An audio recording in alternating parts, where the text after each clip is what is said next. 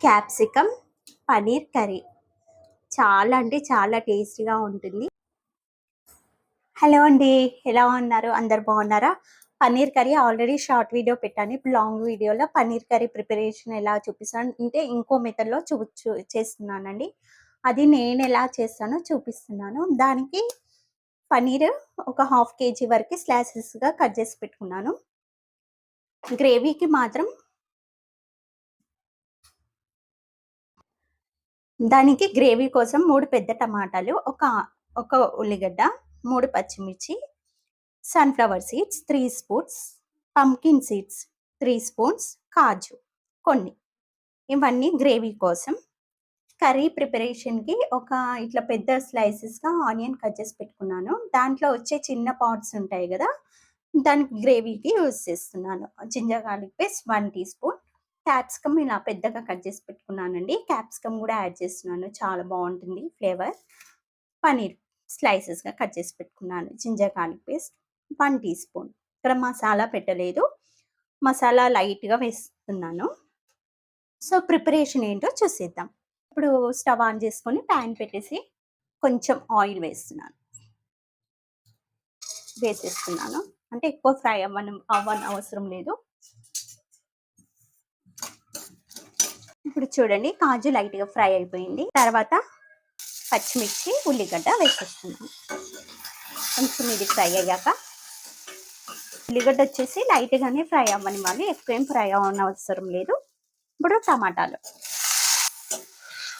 కొంచెం దొడ్డుపు వేస్తే త్వరగా మగ్గుతాయి అన్నమాట. కొంచెం దొడ్డు, ఇట్లా కొంచెం పసుపు యాడ్ చేస్తున్నాను. మీరు కావాలంటే ఒట్టి కాజు వేసుకొని కూడా చేసుకోవచ్చు. పంకిన్ సీడ్స్, గుమ్మడి గింజలు, పొద్దుతిరుగుడు గింజలు వేయాల్సిన అవసరం లేదు. ఉంటే వేసుకోండి, లేకపోతే స్కిప్ చేసేయండి. కాకపోతే క్వాంటిటీ మీరు ఎంత చేసుకోవాలనుకుంటున్నారో దాన్ని బట్టి కాజు క్వాంటిటీ పెంచుకోండి గ్రేవీ కోసం. చూడండి, ఆల్మోస్ట్ టమాటా మగ్గిపోయింది. సో ఇది ఇప్పుడు చల్లారనిచ్చి గ్రైండ్ చేసేసుకోవాలి. పేస్ట్ రెడీ అయిపోయినట్టే. ప్యాన్ పెట్టేసి స్టవ్ ఆన్ చేసుకుంటున్నాను. ఆయిల్ కొంచెమే వేస్తున్నాను, ఎందుకంటే బటర్ కూడా యాడ్ చేస్తున్నాను. ఫస్టే బటర్ వేయడం వల్ల అది త్వరగా హీట్ అవుతుంది కాబట్టి నల్లగా అయిపోతుంది. సో కొంచెం ఆయిల్ హీట్ అయ్యాక బటర్ ఇంత వేస్తున్నాను. టీ స్పూన్ సాజీరా, 5 ఇలాచీలు, 5-6 లవంగాలు, కొంచెం మిరియాలు, దాల్చిన చెక్క స్లైసెస్ కొంచెం వేసాను. బగారాకు స్లైసెస్ కట్ చేసి పెట్టుకున్న ఆనియన్ కూడా వేసేసాను. లైట్గా ఫ్రై అవుతుంటే క్యాప్సికమ్, మనకి తొందరగా అయిపోవాలని చూస్తాం కదండి, కొంచెం సాల్ట్ వేసుకుందాం. నేను పేస్ట్కి కూడా కొంచెమే సాల్ట్ వేసాను, దీంట్లో కొంచెమే వేసాను. ఆల్రెడీ కారంలో సాల్ట్ కలిపి పెట్టుకుంటాను కాబట్టి మళ్ళీ జింజర్ గార్లిక్ పేస్ట్లో కూడా సాల్ట్ ఉంటుంది. సో అన్నిట్లన్నా కొంచెం సరిపోతుంది. లాస్ట్లో ఏమైనా సాల్ట్ పడితే టేస్ట్ చేసి మనం యాడ్ చేసేసుకోవచ్చు.